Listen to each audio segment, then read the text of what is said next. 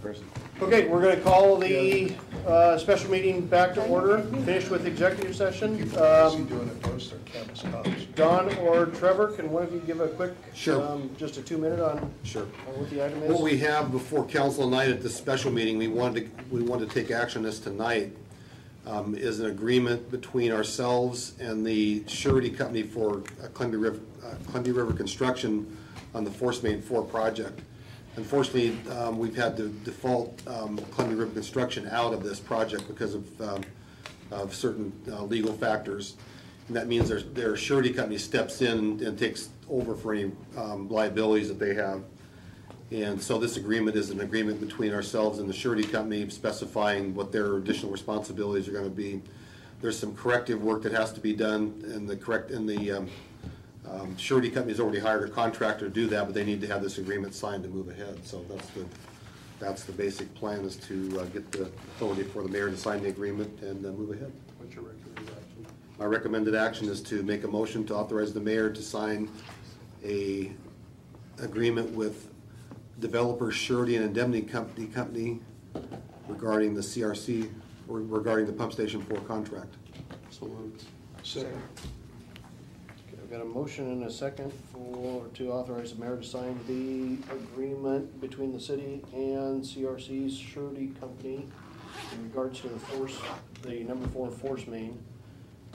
Any discussion? All in favor? Aye. Opposed? Motion carried. Thank you. And with that, I will close the special city council meeting and open the workshop meeting for June 14, 2010. Going to play with the agenda a little bit. We'll get Don's last item out of the way, and then we're going to go to the public works items first. Mr. McWilliams. Okay. Before you is a agenda bill which we will plan on taking to council on the 21st, and what it is the city has been approached by Mr. Peter McWilliams, who's the owner, and he's also a realtor in town, of Lot 31 of Rivers Edge Estates, Phase 4.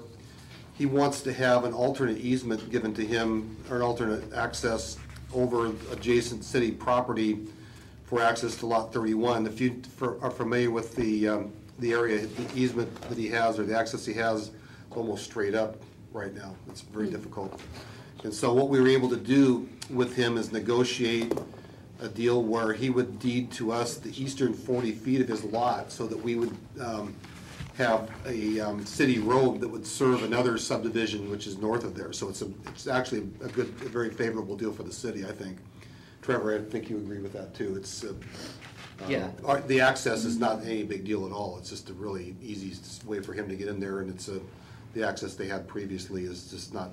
To Falcon Ridge. Yeah, up to above. Falcon Ridge up Originally, he was going to have ingress-egress to the south off of North 10th Drive to Lot 31.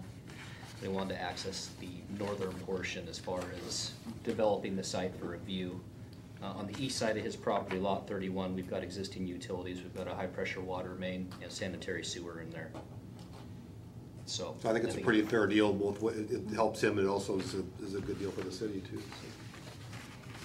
So. Any questions on that? Any questions at all? We've got this one scheduled to come forth next month. I have just a quick question. I assume Lot 31 is owned by the city? Lot 31 is owned by McWilliams. Oh, yeah. We own the adjacent property.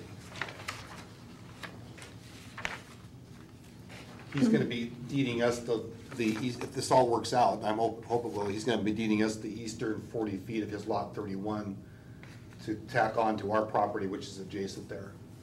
So the city of Washougal, the part that says city of Washougal, that's the lot part that we own? Right.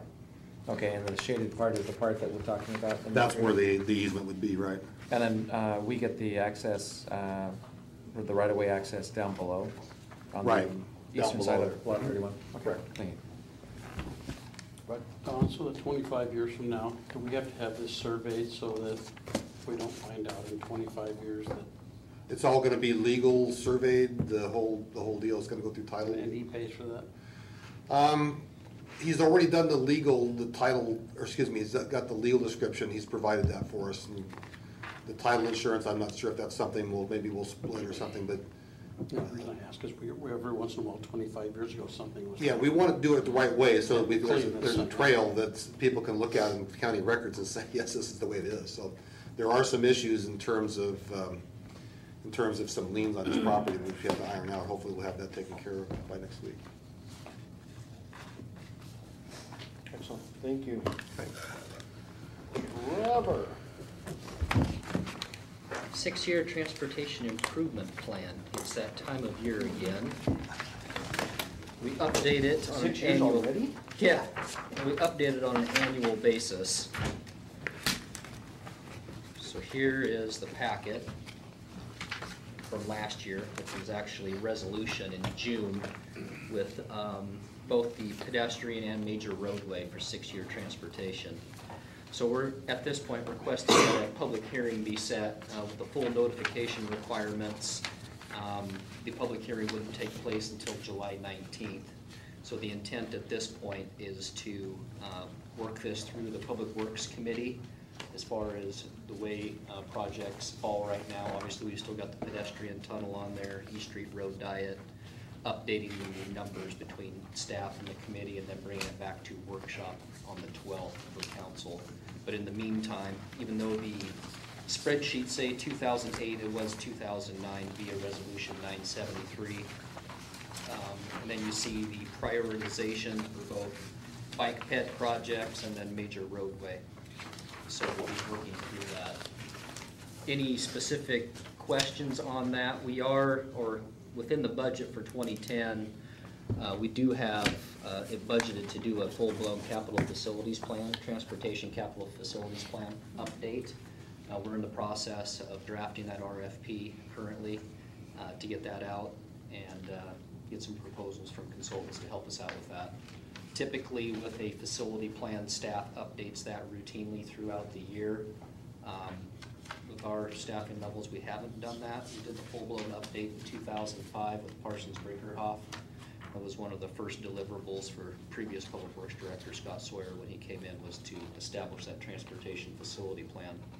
Make sure that funding-wise we were eligible, not only state, federal, but through Regional Transportation Council. So we've done a few minor updates, but obviously over the last 5 years we've had some major changes. So updating that facility plan is crucial, not only for us, but for our eligibility within the agencies to receive funds. So we'll be working through that as well. Any questions on the 6-year transportation improvement plan annual update at this point? And again, I'll be scheduling a meeting with the Public Works Committee to drill into it a little bit further as well. Well, I do have one. Oh, go ahead. Significance of the yellow highlighting is what? Projects left. Projects left? The yellow highlighted was changes from the previous year. Okay. So And- most of the estimated costs were adjusted, and then the map identifier as far as bike ped. And at one point, there were 3 different sheets. I mean, we went through the evaluation process for 3 different types of projects. Has that been integrated, or? No, there's another component to this, which is the traffic